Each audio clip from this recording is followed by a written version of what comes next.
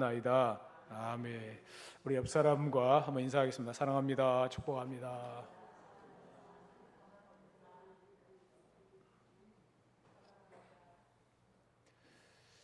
오늘날은 감사할 것이 많음에도 불구하고 감사가 없는 세대입니다.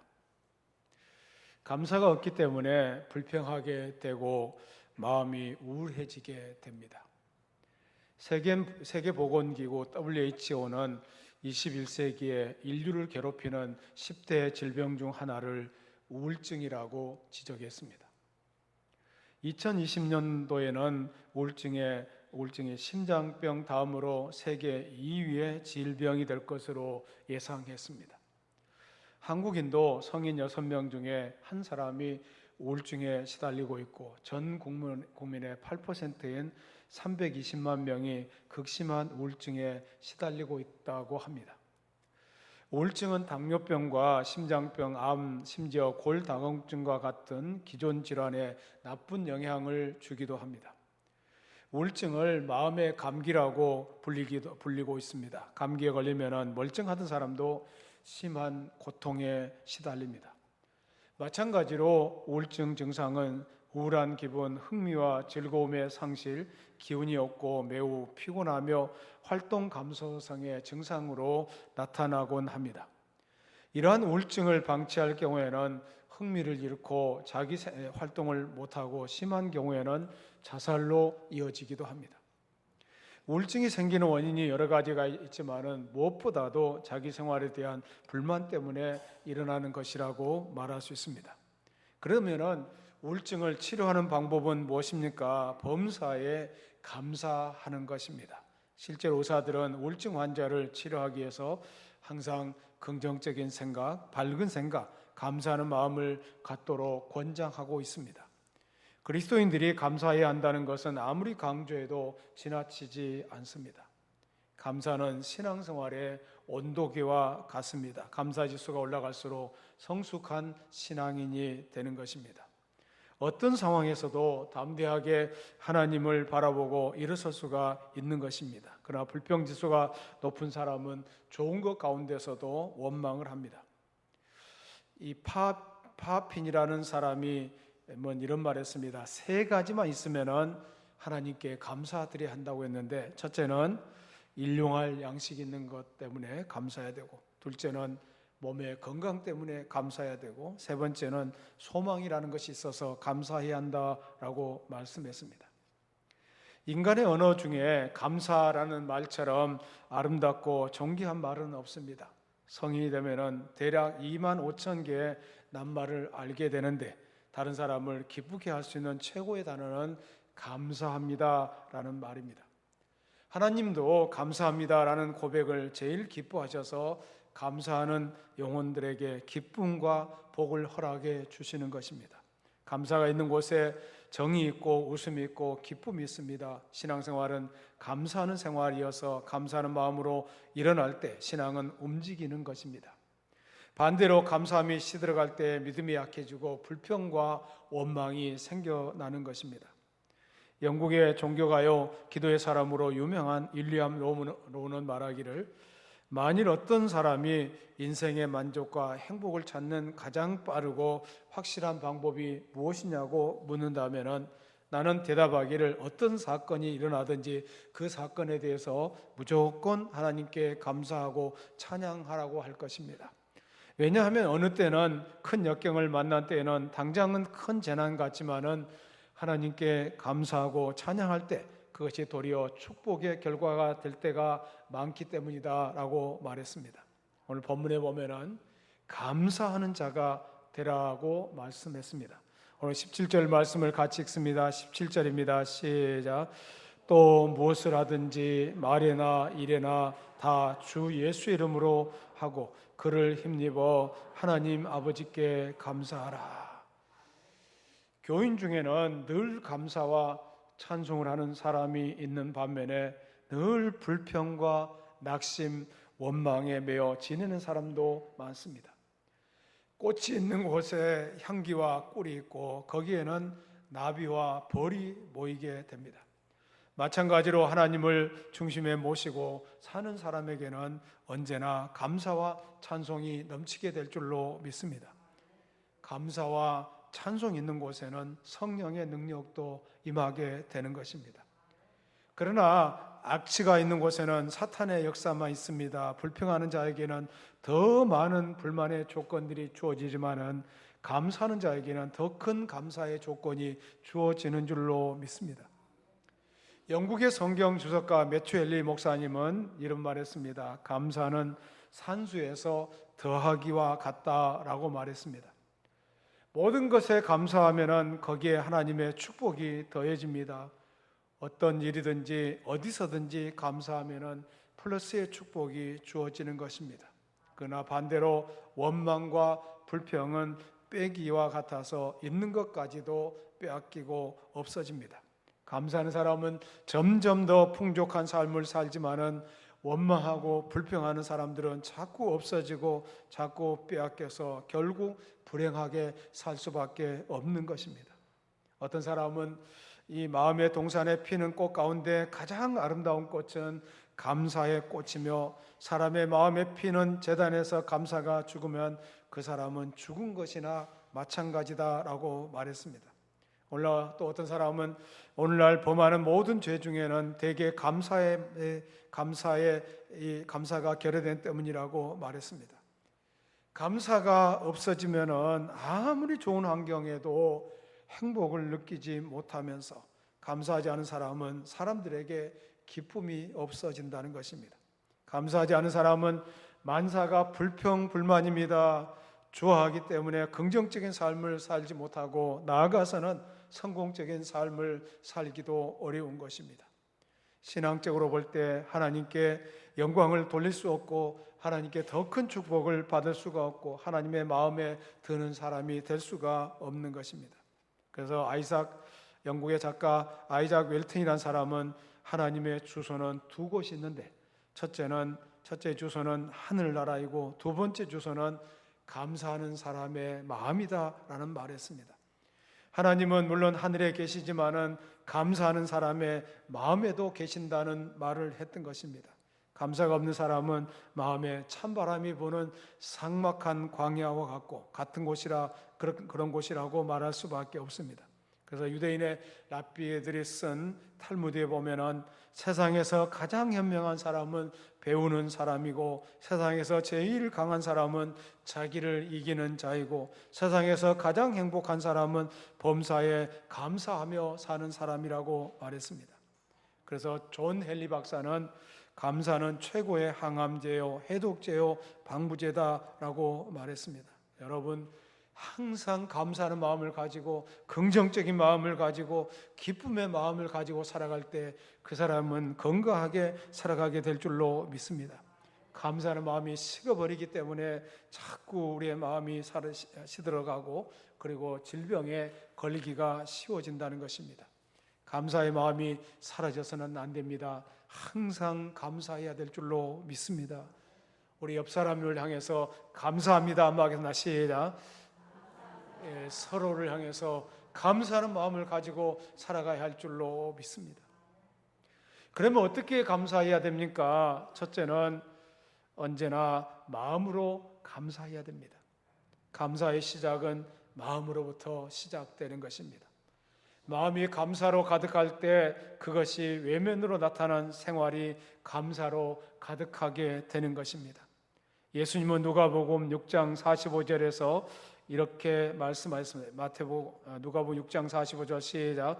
선한 사람은 마음에 쌓은 선에서 선을 내고 악한 자는 그 쌓은 악에서 악을 내나니 이는 마음에 가득한 것을 입으로 말함이니라.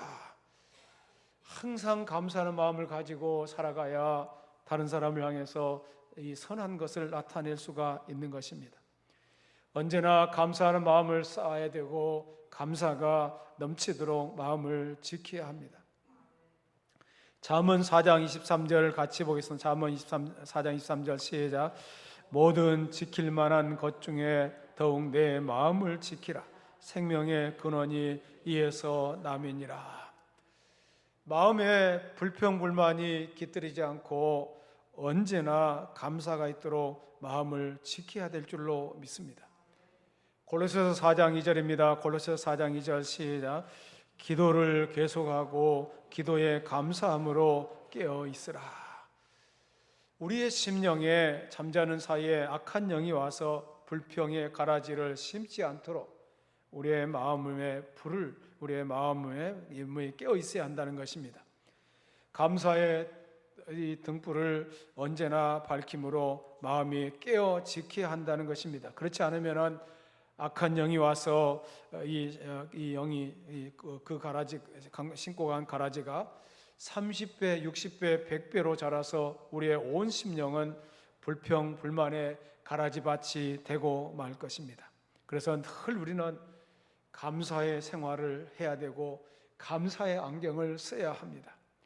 눈은 마음의 창이라고 합니다. 캄캄한 방도 창문을 닫으면 어두워집니다. 그러나 까만 안경을 쓰면 아름다운 광경도 온통 어둡게만 보입니다. 그러나 노란 안경을 쓰면 아무리 더러운 곳도 그것을 간다고 할지라도 노랗게 보이는 것입니다. 우리가 불만의 눈으로 보면 아무리 좋은 조건도 불만투성으로 보이는 것입니다. 그러니 감사의 눈을 가지고 어려운 환경 가운데서도 감사할 조건을 찾아내야 될 줄로 믿습니다. 영국 어느 교회 목사님에 대한 얘기입니다. 매주일 예배 시간 날씨에 대한 감사 기도를 드렸다고 합니다. 화창한 날씨를 주신 하나님 감사합니다. 적당한 비를 주셔서 대지를 적시듯이 오늘은 성령의 단비를 내려주실 줄로 믿으오니 감사합니다. 그래서 교인들이 교회에 오면은 오늘은 날씨에 대한 감사 기도를 하기 때문에 어떤 내용으로 감사 기도를 할지를 살피기 시작했습니다. 그런데 어느 주일날 아침 11시 예배가 시작되기 전 1시간 전부터 장대비가 막 쏟아지기 시작했습니다. 그래서 약 300명쯤 모이는 교우들이 50명밖에 교회에 나오지를 못했습니다. 그래서 교인들은 오늘 또 목사님이 어떤 감사 기도를 드릴 수 있을까 제각기 입을 모아 한마디씩 했습니다. 드디어 목사님의 기도 시간이 되었습니다. 날씨를 주관하시는 하나님, 1년 52주 동안 오늘 한 주일만 장대비를 주신 하나님께 감사드립니다. 만약 하나님께서 매주일 이런 비를 주시면 저희들은 어떻게 기쁜 마음으로 예배를 드리러 올 수 있겠습니까? 이렇게 감사하며 기도 드리더라는 것입니다. 그러므로 우리의 눈이 먼저 감사의 눈, 감사의 창이 되어야 합니다. 그 눈으로 세상을 바라보면 너무 많은 감사의 조건들을 보게 될 것입니다. 하나님이 거저 주시는 공기와 햇빛, 물과 곡식, 가족과 나라, 건강과 물질, 무엇보다도 신앙의 자유를 주신 것 등 우리가 감사할 조건이 한두 가지가 아닙니다. 그러므로 지혜로운 성도들은 감사할 조건을 찾아서 하나님 앞에 감사하게 되는 줄로 믿습니다. 어느 남편이 언제나 자기 아내에 대해서 불만이 많았다고 합니다. 특히 자기 부인은 너무나 잠이 많아서 자기가 늦게 퇴근하면 잠에 빠져서 한참 초인종을 눌러야 나오고 낮에는 잠만 자니 살만 미련하게 치더라는 것입니다. 그런데 하루는 자기 직장에서 옆에 있는 동료가 대단한 근심에 쌓여서 말하기를 우리 마누라가 정신병원에 입원해야 할 것 같은데 처음에는 불면증 노이로제라 하더니 이제는 점점 심해져서 정신 이상 징조가 나타나니 정신병원에 입원해야 할 지경이네. 앞으로 학교 다니는 아이들은 어떻게 하고 그 많은 치료비는 어떻게 감당해야 할지 근심이 태산 같네 라고 말하더라는 것입니다. 이 말을 들은 남편은 크게 깨닫고 그날 저녁에는 고기를 사가지고 자기 부인에게 돌아와서 말하기를 여보 피곤하면은 늘 편히 자구래요. 밥 잘 먹고 아이들 잘 기르고 살림 잘하는 당신에게 왜 불평했는지 모르겠구려. 특히 당신이 잠자는 것을 보니 너무 감사하구려 하면서 부인에게 고기를 건네주었더니 부인이 어리둥절하더라는 것입니다. 아마 여러분 중에 다른 가정의 아내나 남편에 비해서 자기 아내나 남편이 너무 부족한 것 투성이어서 불만을 느끼는 분들도 있을 것입니다. 그러나 그러한 마음을 깊이 들여다보면 전부 자기 욕심에서 생기는 불만이라는 것을 아셔야 됩니다. 이 세상에 100점짜리 아내나 남편이 어디가 있겠습니까? 이런 면이 뛰어나면 저런 면이 부족합니다. 그러므로 불만을 품기 시작하면 한이 없다는 것, 이것을 기억해야 할 줄로 믿습니다. 그런데 의외로 우리 주변에 마지못해 사는 그런 부부들도 많습니다. 어느 분이 부부들의 일생을 재미나게 이렇게 표현했습니다. 20대는 부부가 끌어안고 자고, 30대는 마주보고 자고, 40대는 천장을 보고 자고, 50대는 등을 돌리고 자고, 60대는 각방에서 자고, 70대는 어디서 자는지 알지 못한다. 여러분도 혹시 각방 쓰고 어디서 자는지 모르고 그렇게 되진 않았는가요? 100점짜리 아내나 남편은 이 세상에 없다는 것을 말씀드렸습니다. 그러므로 자기의 욕심을 십자가에 못 박아버리고 예수 그리스도의 마음, 예수 그리스도의 눈으로 아내나 남편을 바라보아야 할 줄로 믿습니다. 그러면은 감사할 조건들을 많이 찾게 될 것입니다. 아내를 보면서 나 같은 사람에게 시집와서 가진 고생을 하면서 연로하신 부모님을 위해서 효도하고 자녀들을 귀하게 키워준 건 너무 감사하다는 그런 생각을 가져야 할 것입니다. 사랑하는 여러분, 마음에 불평의 마음을 가진 자에게는 점점 불평의 가라지로 가득하겠지만은 감사의 마음을 가진 자에게는 감사의 하원, 감사의 나무가 무성해서 감사의 열매가 가득하게 될 줄로 믿습니다. 항상 감사하는 마음을 가지고 살아가야 할 줄로 믿습니다. 두 번째는 언제나 말로 감사해야 됩니다. 만물 중에 말을 하는 존재는 인간뿐입니다. 그래서 말은 대단히 중요합니다. 하나님도 인간의 말로 하는 고백을 귀하게 여기시는 것입니다. 특별히 말로 하나님께 영광 돌리고 찬양하며 감사할 때 하나님은 기쁘게 받으시는 줄로 믿습니다. 오늘 17절 말씀을 다시 읽겠습니다. 17절입니다. 시작. 또 무엇을 하든지 말에나 일에나 다 주 예수 이름으로 하고 그를 힘입어 하나님 아버지께 감사하라. 말에나 일에나 하나님 아버지께 감사하라. 말하는 것 얼마나 중요한 것입니까? 감사하는 말을 하면은 우리를 감사의 땅으로 인도할 줄로 믿습니다. 불평 원망의 말을 하게 되면은 불평의 조건이 개선되기는커녕 오히려 우리를 불평으로 가득한 땅으로 인도해 갈 것입니다. 잠언 6장 2절입니다. 잠언 6장 2절 시작. 내 입의 말로 내가 얽혔으며 내 입의 말로 인하여 잡히게 되었느니라. 누에가 자기 입으로 내뱉은 명주실 집에 들어앉아 살게 되는 것처럼 사람은 자기 입에서 나오는 말로 얽혀 살게 되는 것입니다. 우리가 불평의 말을 계속하면은 그 불평의 실이 결국은 불평의 집을 만들어 나를 갇히게 하는 것입니다. 반대로 늘 감사하는 말을 하게 되면은 감사의 집을 지어서 나로 그 밝은 집에서 살게 만들어 주는 것입니다. 기독교인이라고 하면서 언제나 하는 말이 나는 고생할 팔자인가 봐. 나는 인덕이 없어서 남편의 덕도 자식의 덕도 못 보고 살 팔자인가 봐. 하나님도 내게는 손을 드셨나 왜 내 기도를 응답해 주지 않으신가? 이런 말을 해서는 안 됩니다. 예수님을 믿고 나면은 예수님 안에서 행복의 길로 하나님이 이끌어 가실 줄로 믿습니다. 자기가 시인한 대로 그 말한 대로 살게 된다는 사실을 아셔야 됩니다. 그래서 어떤 상황에 처하든지 아무리 힘들고 어려워도 그 가운데서도 감사의 조건을 찾으셔서 하나님 앞에 감사의 영광을 돌릴 때 그 말대로 우리 인생이 올바른 길로 나가게 될 줄로 믿습니다. 민수기 14장 28절입니다. 민수기 14장 28절 같이 읽습니다. 그들에게 이르기를 여호와의 말씀에 내 삶을 두고 맹세하노라. 너희 말이 내 귀에 들린 대로 내가 너희에게 행하리니. 우리가 말한 대로 하나님은 해주시겠다고 합니다. 어떤 말을 해야 되겠습니까? 두려운 말씀 아닙니까? 하나님을 믿노라고 하면서 조금만 무엇이 안 되면은 하나님을 원망하고 다른 사람을 원망할 때 좋아하는 것은 마귀밖에 없습니다. 마귀가 주장하는 대로 매어 살게 되는 줄로 압니다.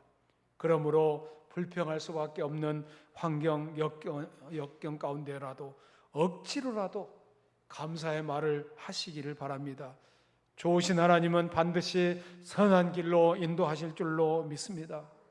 여보, 근심하지 마세요. 내가 기도하고 있으니까 문제가 곧 해결될 거예요. 이런 마음을 가지고 하나님 앞에 기도할 때 하나님은 우리를 선한 길로, 좋은 길로 인도해 주실 줄로 믿습니다. 믿음으로 이 감사의 말을 하는 그런 모습이 되어야 할 줄로 믿습니다. 제가 처음 미국을 방문했을 때 가는 곳마다 Thank you very much, 대단히 감사합니다. 이 감사하는 말이 뭐 공항에서 어떤 만나는 사람이든 처음 보는 사람도 만날 때마다 땡큐라는 말을 많이 합니다. 더 이상 나 필요 없다고 no 땡큐라고 해요. 나 싫습니다. 안 가져도 된다고 할 때도 no 땡큐라는 표현을 씁니다. 감사의 말을 하는 그들이 얼마나 아름다운 모습인지 모릅니다. 오늘 전철역을 타고 가면 모두가 다 환한 표정이라고 어떤 분이 그러더라고요.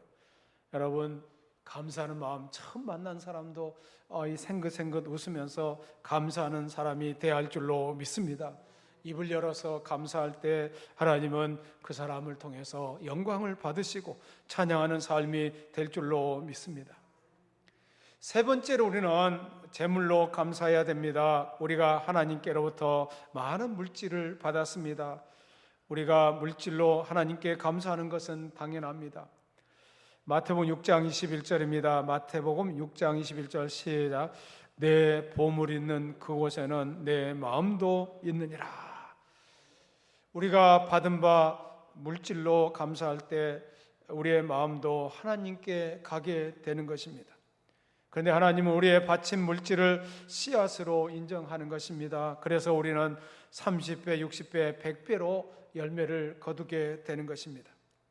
우리가 받은 바 물질이 너무 많은데 물질을 바치는 것에 인성해서 물질 축복을 받기를 바라는 것은 씨앗을 심지도 않고 가을에 많은 곡식을 거두겠다는 욕심에 지나지 않습니다. 하나님은 적게 심는 자에게 적은 것을 거두게 하시고 많이 심는 자에게 많은 것을 거두게 하시는 분인 줄로 믿습니다. 그런 원리를 아는 농부들은 아무리 식구들이 굶는 환경 가운데서도 씨앗을 아꼈다가 반드시 농토에, 토지에 뿌리는 것입니다. 왜 하나님은 사르밧 과부로 하여금 한 끼만 남아있는 밀가루와 기름으로 엘리야를 대접하게 하신 것입니까? 하나님의 원리는 심는 자가 거두게 하시기 때문에 그렇습니다. 그러므로 영적 농부가 되는 우리 성도들은 그 원리를 따라서 아무리 어려운 가운데 있다 할지라도 씨앗을 잘 심어서 풍성한 열매로 거두기를 축원합니다. 그리고 네 번째로 언제나 이 몸으로 봉사하며 감사하시기를 바랍니다. 하나님께서 우리를 죄와 사망에서 구원하기 위해서 독생자를 인간 육신으로 보내셔서 십자가의 모진 고통을 당하시게 하셨습니다.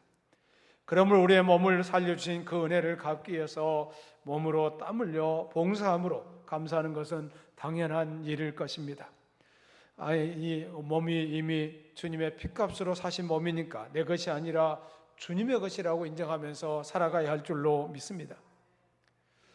어떤 흑인 노예 엄마가 아이와 함께 이 팔리어 노예 시장에 내놓았습니다.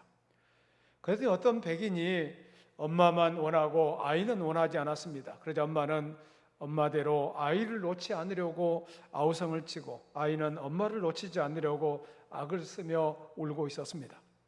지나가던 어느 마음 좋은 부자가 이 슬픈 광경을 보고 불쌍히 여겨서 흑인 엄마와 아이를 사고서 말했습니다. 나는 이제 자유인이 내 마음대로 가서 살거라 라고 선언해 주었습니다. 얼마나 감사한 일입니까? 근데 엄마는 말합니다.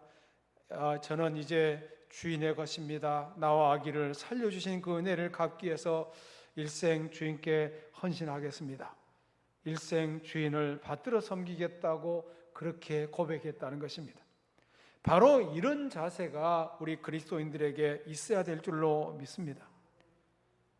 스코틀랜드의 한 해중교회에서 어느 날 밤에 선교의 밤 행사가 있었습니다. 아프리카에서 일하던 이 선교사가 와서 하나님께서 어떻게 저 암흑 대륙에서 이렇게 역사하시며 많은 사람을 구원해 주셨는가를 설명했습니다. 설교를 마치고 아프리카 복음 사업을 위해서 헌금하게 되었는데 헌금위원들이 큰 나무 쟁반을 들고 다니다가 어느 어린 소년 앞에 오게 되었습니다. 그 소년은 너무 가난해서 고작 반 페니점 정도만 갖고 있었는데 그것을 드릴 수가 없어서 그 소년은 작은 돈이 많은 은화가 담겨있는 쟁반을 위에 올려놓을 수가 없었습니다.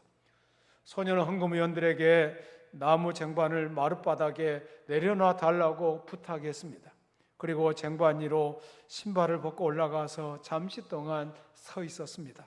자기 자신을 하나님께 바치고자 그런 행실을 했던 것입니다. 이 소년이 자라서 나중에 아프리카 선교사가 되어서 크게 쓰임을 받았는데 바로 리빙스턴 선교사였던 것입니다. 사랑하는 여러분, 주님은 우리를 값주고 사신 몸이 되었습니다. 이 생명 다할 때까지 주님께 감사하기 위해서 교사로든 성가대로든 구역원으로든 화야장실 청소든 식사당번이든 차량 봉사든 교회 안에서 무슨 일이든지 해가야 할 줄로 믿습니다.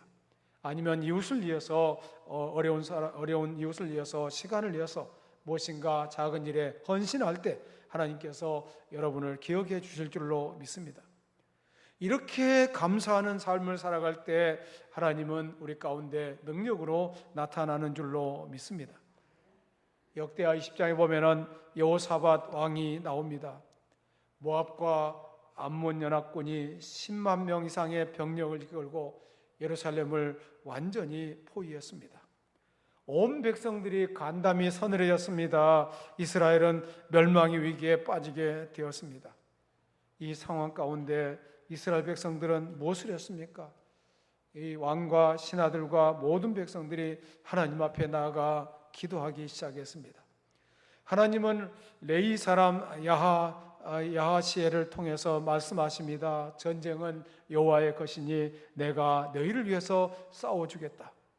그러자 여호사밧 왕은 하나님의 약속을 믿고 이스라엘 군대 앞에 성가대를 앞세우며 전진하면서 여호와께 감사하세 그 자비하심이 영원하다라는 내용의 찬송을 부르게 했습니다.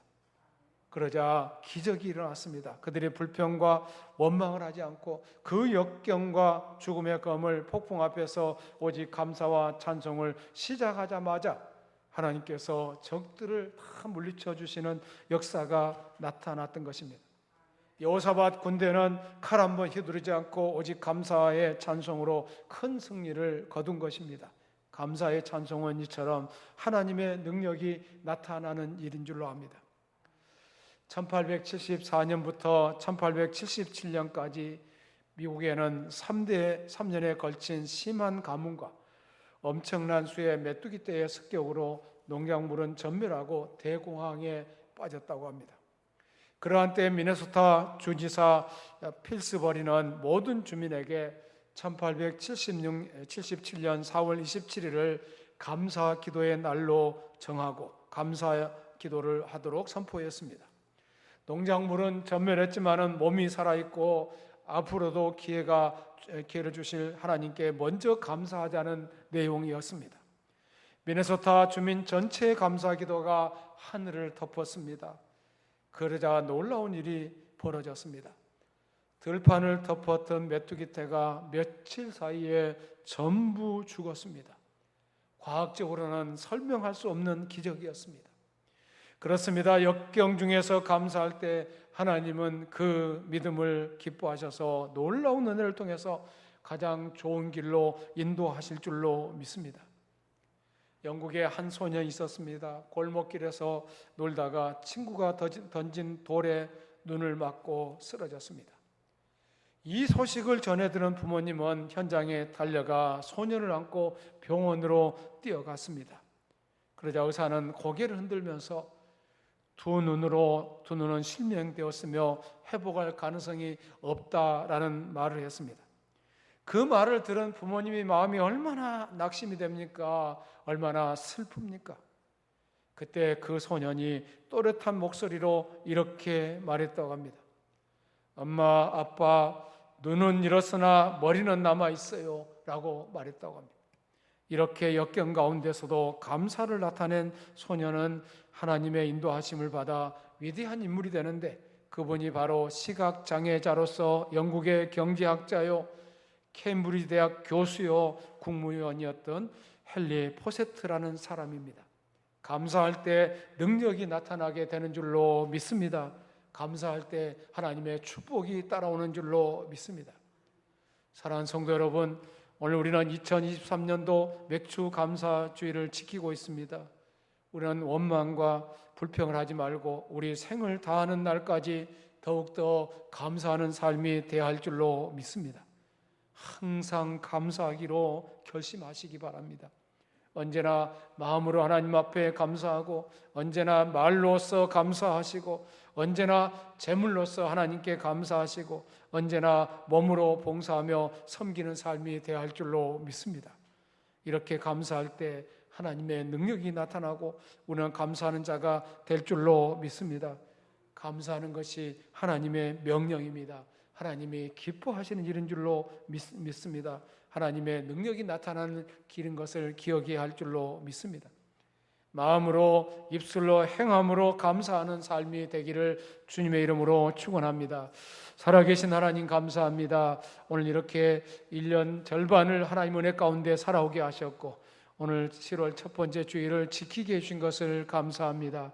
하나님, 우리 성도들을 기억하여 주시고, 어떤 일을 만나든지 무슨 일을 당하든지 하나님 앞에 감사하며 살아가게 하여 주시옵소서. 우리는 너무 다른 사람을 향한 불평과 원망을 보기에 앞섰습니다.